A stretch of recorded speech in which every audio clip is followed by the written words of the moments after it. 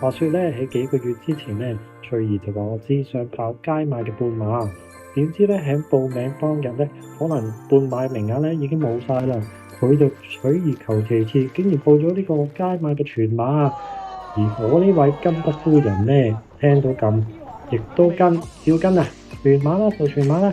其實咧，由報名嗰一刻咧，我已經諗定咗，今年啊，其實係適逢我哋10年前喺東京馬拉松啊一齊跑過之後咧，基本上咁多年嘅渣馬又好，其他馬拉松嘅賽事咧，我哋都冇試過一齊跑，所以我今次咧打算咧係唔跑嘅，而今日亦都做到啊，真係好開心啊！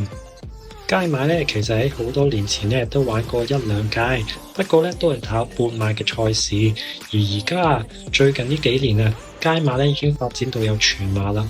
而今年嘅全馬咧都係同以往一樣啦，都係由北角起步啦，但係就向中環方向先跑，再經過東隧咧嚟到九龍呢邊。適逢啊，早一兩年前啊，藍田啊駁過去將軍澳嘅呢條將藍隧道啊都開通咗，而將軍澳呢條跨海大橋啊，亦都係今次比賽嘅重點啊！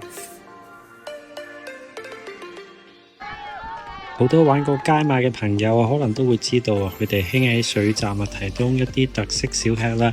曾經啊聽過有鮑魚，而今次我哋亦都好幸運啊，喺臨尾嗰度攞到菠蘿冰。